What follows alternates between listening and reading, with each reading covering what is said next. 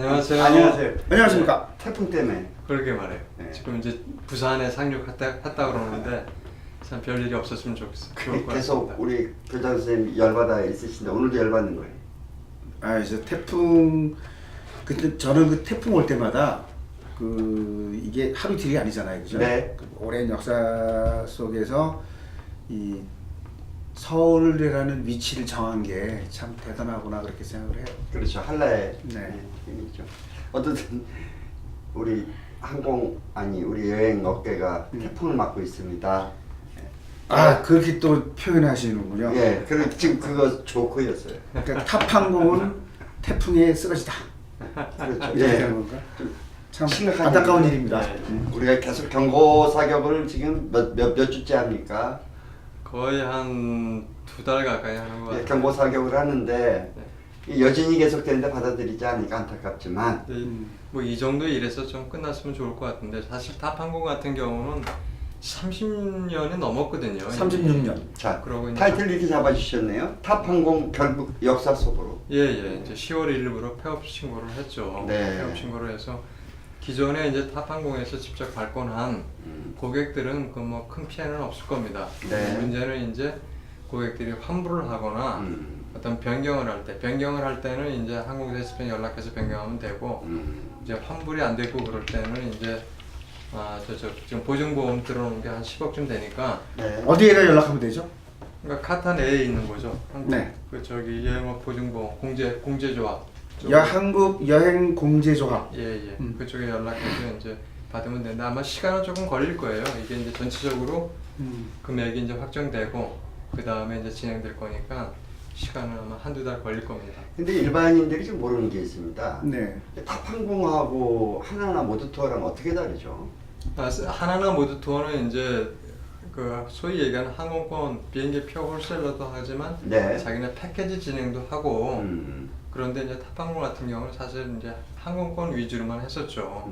항공권 위주로 그러니까 우리 업계에서는 굉장히 이 독보적인 어떤 그 항공권만 가지고도 그렇게 성장할 수 있는 그런 어떤 업체에 사실은 업체를 보여준 거거든요. 탑항공이 굉장히 하여튼 탑항공이 보유하고 있는 그 거래 업체가 어마어마하죠.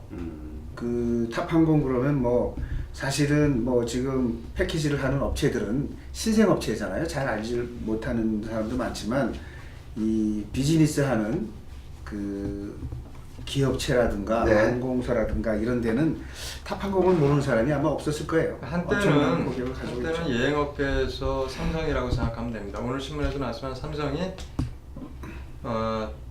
전체 상장사의 매출액의 12%를 하더라고요. 아, 엄청나네요. 그러니까 한때는 탑항공이 전체 항공권의 한 10% 이상을 했었어요. 그런데요. 예. 웃고 있는 사람이 있지 않을까요 지금?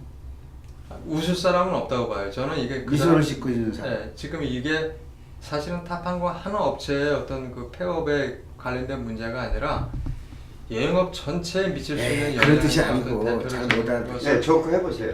보여준 거예요. 조크로 받아들이시고 이 고객이 어디로 갈까요? 항공사로 가죠. 다른 아니면 여행사로 안 가고요? 아니면 요즘에 메타서치가 많이 발전해 있으니까 메타서치란 말을 일반객들이 몰라요. 그러니까 우리가 이런 얘기를 할 때 항상 우리 여행업계에 있는 사람을 상대로 하는 방송이 아니잖아요. 이게 일반 사람들이기 때문에 일반 좋습니다. 사람들이 예. 메타서치다 이런 거 몰라요. 예. 그리고 한수 주세요. 이 탑항공이 야 이렇게 무너졌구나 그러면 그러면 내가 부도가 안 나는 회사가 어디지? 안 날 수 있는 회사가 어디지? 이런 데로 갈 거 아니에요. 네. 그럼 어떻게 되겠어요? 아, 다시 누군가는 이제- 웃고 있겠죠. 그렇지. 이 고객이 다 내 거다 이러고 이제 예, 웃고 있을 사람이 있을 겁니다 아마. 어쩔 수 없는 거 아니에요. 전 그게 좀 아쉽네요. 아니 어쨌든 그렇게 되더라도 그러니까 가장 근본적인 문제는 고객도 이익이고 여행업체도 이익이고 또 전체 여행업계가 이익을 가져가려면 좋은 환경 속에 들어가려면은 어떤 구조적인 변화를 해야 되는데 나는 탑항공이 단순히 어떤 작은 문제에서만 이게 폐업을 했다고는 생각을 안 하거든요. 네. 어떤 거기에 대한 어떤 숙제를 남긴 것 같아요. 자, 그런데 다음으로 뒤에 넘어가죠. 뒤에도 이런 말씀을 좀 해주셨어요. 청와대까지 간 의뢰 외침의 결과도 그렇죠. 여기도 이제 대표적으로 이제 시장에 대한 어떤 홀셀러와 리테일러 간의 어떤 불합리한 사항을 이제 그 청와대까지 이제 진정을 하고 그게 이제 해결이 될지 안 될지 모르겠는데 네. 우리 현재 지금 한국에서 그 여행 업계에서 업자 간 거래에서 가장 불합리한 구조로 돼 있다고 저는 생각을 해요. 네. 그러니까 시장을 지배하고 있는 대형 여행사들이 자기들은 투자를 안 해요. 소위 얘기하는 투자를 안 하고 브랜드 이미지 이제 광고식으로 해서 진행을 하고 뭐 상품을 만드는 것부터 광고하는 것까지 다 그 어떤 비용 부담이나 이런 것들을 소위 리테일러 업체들 이게 협력하는 업체들한테 부담을 시키고 그러면서도 그 협력하는 업체들을 또 보호하지도 않고 하는 그 구조에 대한 거를 지금 얘기하는 것 같습니다. 그러면 이렇게 보죠. 여기 하나하나 짚어보죠. 을은 홈쇼핑을 통한 여행 상품에 광고 피해가 있다 하고 을이 이제 지금 그렇죠. 얘기를 하고 있는 건데. 글쎄 그거는 이제 뭐냐면 사실 저는 그래요. 그 지금 뭐 대형 업체들을 욕할 것도 아니고 어차피 자유경쟁 체제에서의 이 시장 경제이기 때문에 그 중소업체들이 이렇게 쉽게 난립하고 행사다 하는 것도 잘못이죠. 왜냐면 그 서비스를 할 수 있는 그런 걸 갖춘 다음에 고객 대행을 해야 되는 건데 네. 지금 뭐 대리점이라는 게 알선하고 그냥 손님 받아서 대형 업체에 넘기고 수수료 받는 형식이잖아요. 네. 대형 업체가 봤을 때는 그것도 그 어느 정도 자본을 가지고 서비스 할 수 있을 때 여행사를 만드는 거지. 네. 그런 그 불균형적인 문제가 있는 것 같아요. 그래서 저 광고 피해라고 그러는데 네. 그러니까 작은 여행사들이 이제 그 고객을 다 뺏기고 홈쇼핑한테 또 홈쇼핑은 뭐 그렇게 바람직한 여행이 지적해 아니고 주셨잖아요. 홈쇼핑이 30% 가져간다고. 그렇죠. 이제 상품이. 수수료. 홈쇼핑을 그건 저희들도 참 그러니까 여행사 하는 사람도요. 예. 가만히 있어. 저 가격에 어떻게 30% 코미션을 주고 수수료를 주고 이 여행이 진행될까? 홈쇼핑 종류는 이제 그 수수료뿐만이 아니라 시간을 사서 하는 경우도 있고 시간을 사서 할 때는 거의 한 뭐 몇천만 원, 기천만 원, 1억 가까운 돈을 아마 주고 그 시간을 사서 진행을 하고도 또 일부 수수료를 주고 그렇죠. 이렇게 하고 그러니까 그러니까 사실 홈쇼핑 상품을 보면 굉장히 저렴한데 이 저렴한 가운데서도 또 돈을 내고 그 시간을 사서 진행을 하고 또 수익도 만들어내야 되고 하는 그 아주 굉장히 복잡한 구조에 있는 거죠. 그게 을의 목소리고 두 번째는 이게 을이 지적을 했어요. 패키지 여행사의 갑질이라고 얘기했죠. 그렇죠. 그래서 이제 한인 여행사들, 현지 여행사들이 홈쇼핑에 나오는 본다. 그 회사들이 대부분 이제 대형 업체 위주로 나오잖아요. H 투어, 뭐 M 투어 이렇게 이제 대형 업체 위주로 나오는데 그 대형 업체에서 돈을 100% 투자를 해서 진행하는 게 아니에요, 이게. 그 대형 업체하고 연결된 현지 협력 업체들하고 연결돼서 하는데 자기들은 그 기획만 하고 실제 비용을 대는 것은 그 이 협력 업체들이 비용을 대는 거죠. 예, 좋은 아이디어 아닙니까? 그거? 근데 아이디어로? 근데 아니에요. 근데 그 밑에 얘기 지적하는 거예요. 그게 홈쇼핑을 진행한 패키지 여행사에서 전액 지불되지 아니하고 이제 우리 을한테 그렇죠. 근데 광고비- 그 얘기를 지금 제가 말씀드린 거예요. 그렇죠. 한 세 가지의 이야기를 이제 을이 못 참겠다 이거.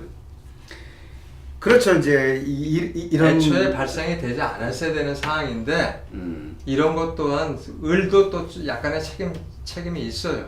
처음부터 발을 디디지 말았어야 되는데 자기들도 이제 내 거 한번 더 팔아볼까 하는 마음으로 우후죽순 그냥 뛰어들었단 말이에요. 네. 뛰어들고 나서 이제 홈쇼핑의 판매 부진이 일어나기 시작하는 올해부터 이 문제가 이제 딱 시작이 된 거예요. 판매가 잘 되면 문제가 없어요, 사실. 그냥 그렇게 넘어가고 했는데 올해 들어서 홈쇼핑 판매가 굉장히 부진했거든요.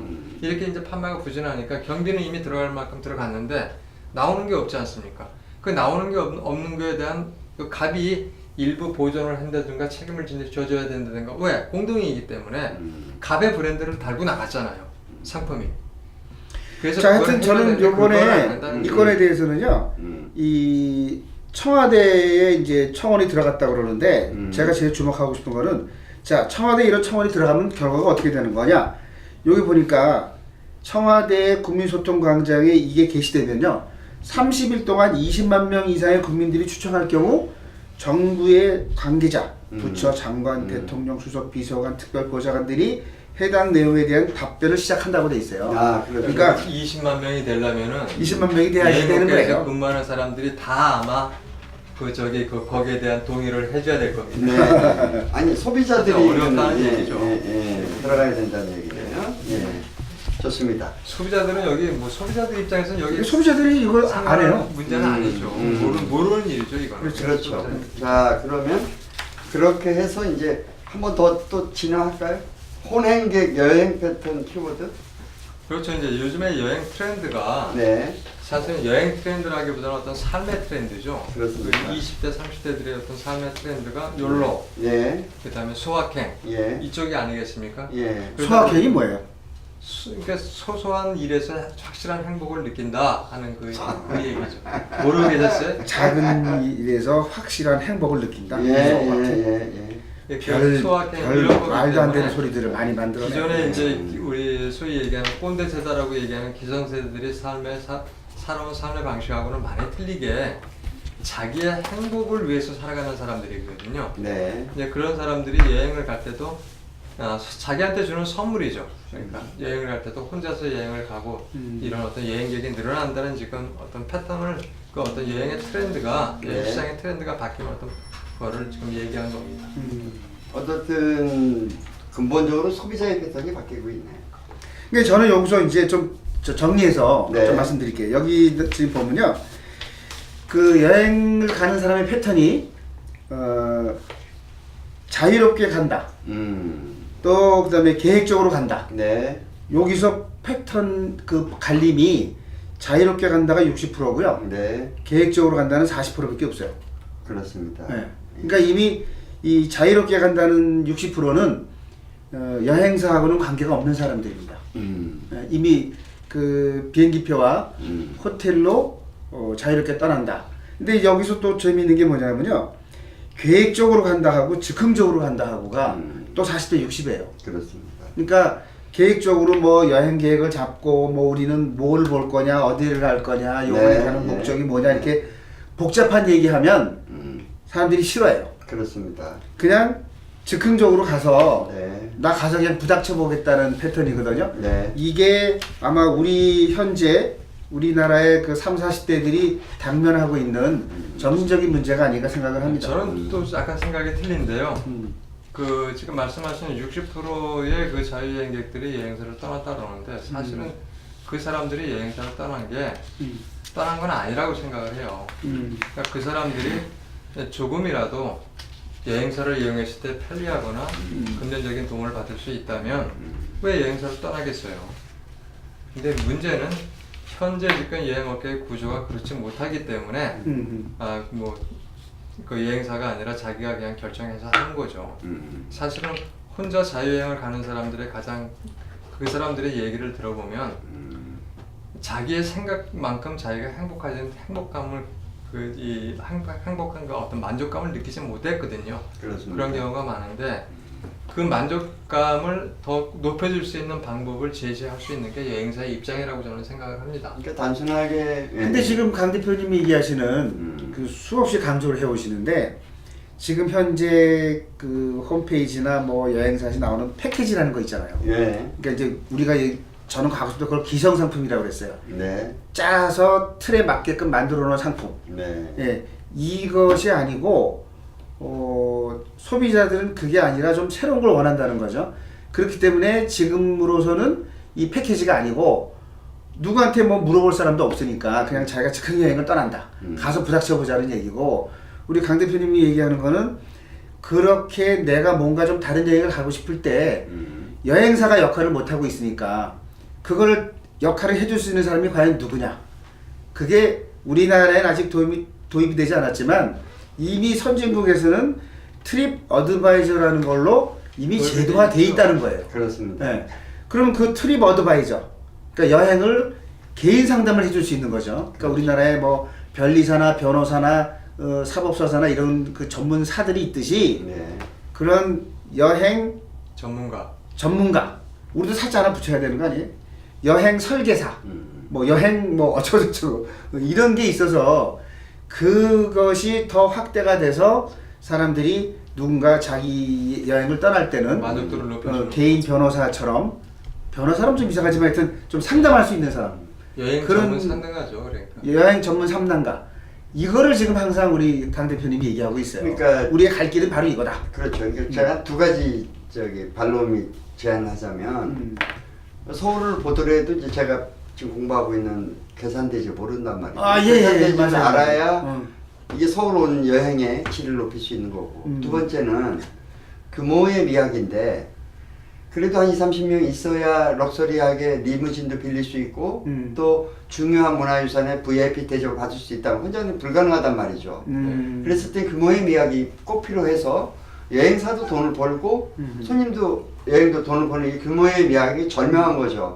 스토리와 그런 그 전문성이 결합된 그런 상품이 전 이제 그런 게 좀 예. 그렇게 돼야 돼요. 말씀하신 대로 그렇게 돼야 되는 게 이게 여행 패턴이 네. 지금까지는 주도를 했던 게 뭐냐면은 관광이었었어요. 그렇죠. 그러니까 눈으로 보고 아니 예컨대 이제 자금성 안에 보면 개인으로는 출입이 어디 한계까지 있어요. 이스탄불의 그 굉장히 공도 그러나 규모가 짜여지면 그 안에 홀에 깊숙이 같이 공동 관람을 할 수 있는 질이 높아질 그 수 있는 말씀을 게 드리려고 그러는 거예요. 지금. 예, 그렇죠. 지금은 우리 지금 여행 업체가 묶여 있는 게 뭐냐면은 관광이라는 개념에서 묶여 있는 거예요. 그렇죠. 눈으로 보고. 근데 이미 볼만한 건 다 봤고 그렇죠. 갔다 올 사람들은 다 갔다 왔는데 그걸 또 봐야 되느냐 여기에 퀘스천이 있는 거거든요. 그러니까 아니 제가 그럼 이제 그 다음 테마가 뭐냐면은 체험이나 어떤 특별한 어떤 그 관광에 들어가 있지 않은 지금 말씀하신 어떤 그런 것들 있지 않습니까? 그렇습니다. 내가 어떤 역사적인 공부를 한다거나 어떤 체험을 한다거나 어떤 자기한테 특별한 의미 어떤 네. 취미생활 같은 경우에 그 자기 취미생활을 확대하고 더 많이 느낄 수 있는 어떤 그런 부분 이런 것까지도 관광의 개념으로 다 포함시켜서 진행이 돼야 되는데 한번 시도를 해보세요, 그러면. 아니, 그 우리 서울 청각 아니 일본에도 마찬가지죠. 보세요. 그 티벳도 보면 오지에 있는 궁전에 더 들어가면 럭셔리 별장이 있는데 혼자는 안 돼요. 네네네. 거기서 문을 못 열어줘요. 아, 혼자서 안 되니까.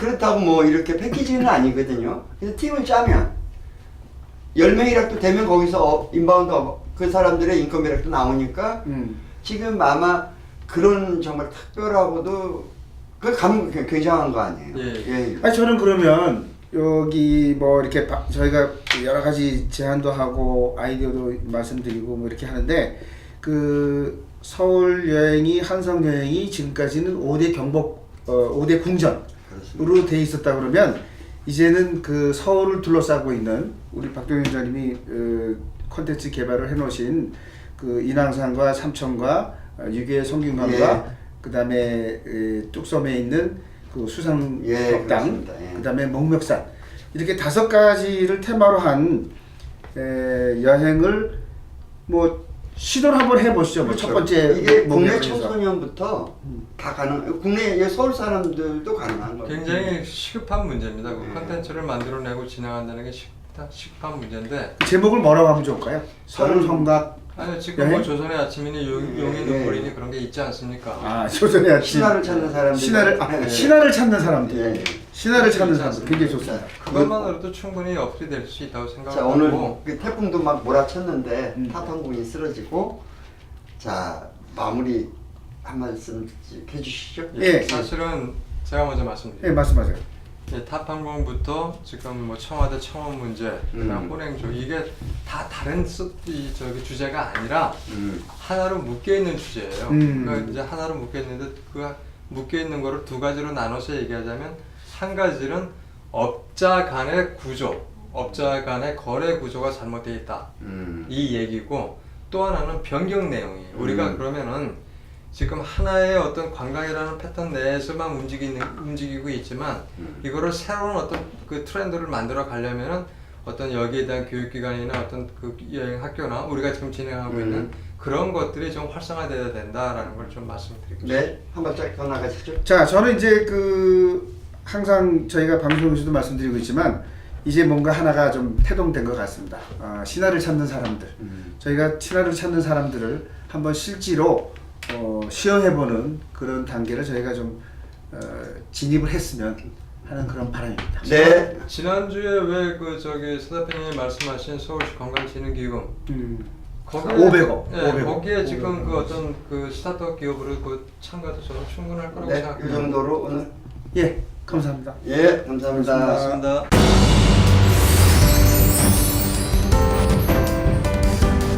감사합니다.